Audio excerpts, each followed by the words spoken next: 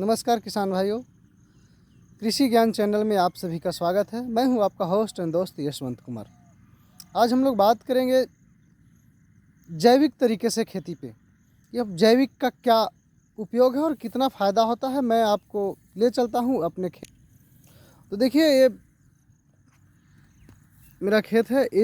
ये भी इस साइड भी मेरा ही है और ये भी मेरा ही है। यहाँ पे 2 बीघे का पारी है, यानी 40 कट्ठा, 20 कट्ठा इस साइड और 20 कट्ठा इस साइड। तो चलिए मैं आपको अब दिखाता हूँ कि क्या फ़ायदा हुआ है।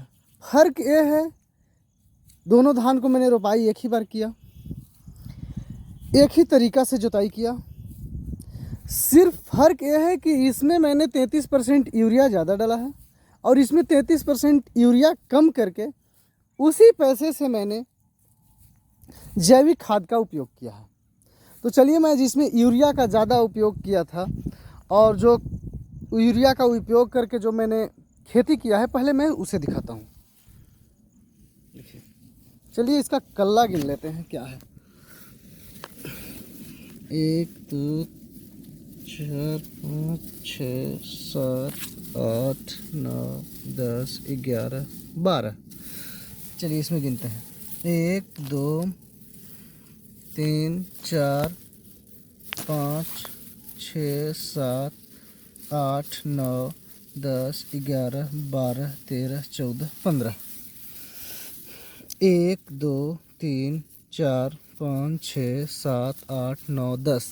यानी कि देखिए सर, औसतन मैंने इसका 3 पौधे का गिना। एक में आया 12, एक में आया 15 और एक में आया 10।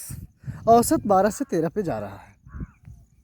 चलिए, अब जो मेरा ही खेत है जिसमें मैंने जैविक का प्रयोग किया है, यूरिया के साथ किया है मैंने। मैं ये नहीं बोल दूंगा कि एकाएक मैंने कम किया, यूरिया को ख़त्म ही कर दिया हूँ। तो इसमें गिनता हूँ 1 2 3 4 5 6 7 8 9 10 11 12 13 14 15 16 17 18 19 20 21 22 23 24 25 26 27 28 29 30 31। 31 है, इसमें गिनता हूँ 1 2 3 4 5 6 7 8 9 10 11 12 13 14 15 16 17 18 19 20 21 22 23 24 25 26 27 28 29 30 31 32 33। चलिए यहाँ पे अब गिन लेता हूँ। 1 2 3 4 5 6 7 8 9 10 11 12 13 14 15 16 17 18 19 20 21 22 23 24 25 26 27 28 29 30 31 32 33 34 35 36 37। देखिए किसान भाइयों, जहाँ पे हम एक में यूरिया डाला, इससे ज़्यादा डाला, उसका कल्ला का था 10 12 15। इसमें आए एक में लगभग 31 33 35 37। यही एवरेज और औसतन आ रहा है। तो देखिए, यही है अंतर। लेकिन अब किसान भाइयों बोलते हैं कि मैं किसी को बताता यदि हूँ कि आप जैविक का प्रयोग कीजिए,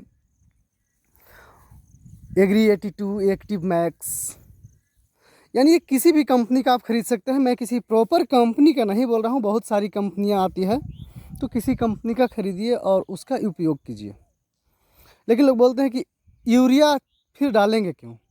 तो जी हाँ दोस्तों, पहले यूरिया का प्रयोग हम लोगों के खेतों में नहीं होता था, लेकिन जब अब हो रहा है तो बिना यूरिया एकाएक हम लोग यदि छोड़ेंगे, केवल जैविक पे करेंगे, तो ये संभव नहीं है। यदि किसी व्यक्ति को ही देख लीजिए, यदि वो नशाखोर हो जाता है, नशा के प्रति पागल हो जाता है, बिना नशा का उसको रहा नहीं जाता है, तो उसका नशा एकाएक यदि छुड़ाएंगे तो हार्ट अटैक से मृत्यु ही हो सकती है उसको।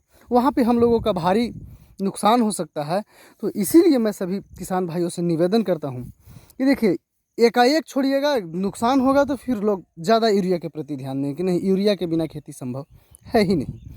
तो मैं बोलता हूँ कि थोड़ा यूरिया कम कीजिए, जैविक तरीका से इसको, आयुर्वेदिक तरीका से खेती को कीजिए। इस बार 33% कम कीजिएगा, अगला पर 40 कीजिएगा, फिर 50% कम कीजिए। इसका मात्रा बढ़ाते जाइए और देखिएगा किसान भाइयों, मैं आशा ही नहीं बल्कि विश्वास के साथ कह रहा हूँ कि यदि 3 साल तक हम लोग इस श्रेणी को यदि अपनाते हैं तो 3 साल आते आते यूरिया का हम लोग प्रयोग करना भूल जाएंगे। और देखिए, ये मैं बोल रहा हूँ तो अब मत सोचिए केवल मैं ही बोल रहा हूँ। चलिए अब हम लोग सुनते हैं आदरणीय देश के प्रधानमंत्री। हमारी आने वाली पीढ़ियां कमजोर पैदा ना हो, इसलिए भी हमें गांव-गांव किसानों को समझाना होगा कि यूरिया का उपयोग कम करें। यूरिया के कारण बहुत बड़े संकट आ रहे हैं। यूरिया से हमारी मिट्टी, हमारे जल, उस पर बहुत विपरीत असर होता है। और इसलिए पल्लवी जी, आप जैसे प्रधान गांव वालों को समझाए कि भाई अब गांव में पहले अगर 10 थैली आता था यूरिया तो अब 5 थैली आएगा, पहले 100 थैली आता था तो 50 थैली आएगा, हम आधा कर देंगे। आप देखिए, पैसा भी बचेगा और ये हमारी धरती माता भी बचेगी। तो मैं चाहूंगा कि जब पंजाब के किसानों से बात हो रही है और पल्लवी जैसे प्रधान से बात हो रही है, तो मुझे पक्का विश्वास है कि आप ये काम करोगी। और मेरी तरफ से आपको बहुत बधाई, बहुत शुभकामनाएं। आइए हम महाराष्ट्र चलते हैं। भोले भाले किसान अधिक उत्पादन के लालच में फंसकर रासायनिक खाद व कीटनाशकों का प्रयोग करने लगे।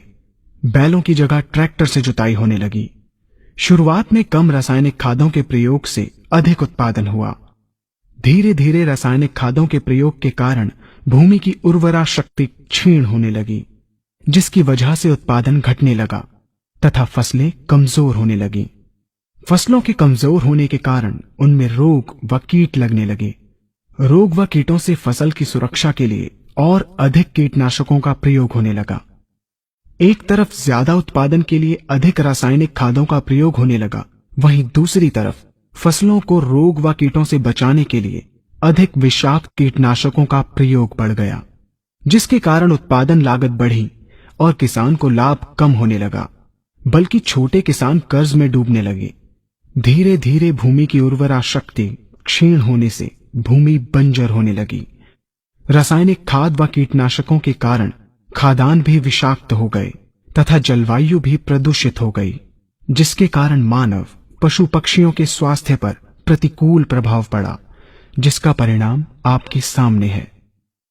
मानव स्वास्थ्य पर रासायनिक खादों के पड़ने वाले प्रभाव को आप ऐसे समझें।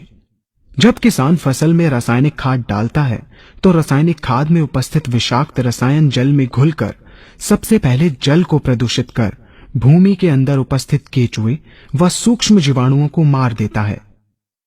ये बात सभी किसान अच्छी तरह से जानते हैं कि केचुए व अन्य सूक्ष्म जीवाणु भूमि की उर्वरा शक्ति को बढ़ाने के लिए अति आवश्यक होते हैं। विषाक्त रसायन के कारण इनकी मृत्यु हो जाने से भूमि की उर्वरा शक्ति नष्ट हो जाती है तथा भूमि कठोर होकर बंजर होने लगती है। रासायनिक खादों के विषाक्त रसायन पानी के माध्यम से अन्य खनिजों के साथ फसल के अंदर पहुंचकर फसलों को विषाक्त बना देते हैं। बाद में जब खाद्यान्न के रूप में मनुष्य या अन्य पशु इन्हें खाते हैं तो ये विषाक्त रसायन मानव स्वास्थ्य पर बहुत ही बुरा प्रभाव डालते हैं तथा मनुष्य के अंदर तरह तरह के रोग उत्पन्न करते हैं। जब हम जैविक खाद का प्रयोग भूमि पर करते हैं तो जैविक खाद पानी में मिलकर पानी को प्रदूषित नहीं करती। जैविक खाद भूमि के अंदर उपस्थित उर्वरा शक्ति को बढ़ाने वाले जीवाणु तथा केचुओं की संख्या को तीव्रता से बढ़ाती है, जिससे भूमि की उर्वरा शक्ति बढ़ती है तथा भूमि छिद्र युक्त एवं भुरभुरी हो जाती है, जिससे वायु और प्रकाश भूमि के अंदर गहराई तक प्रवेश करते हैं जिसके कारण भूमि में तापमान एवं आर्द्रता का संतुलन बना रहता है और फसलें मजबूत होती हैं।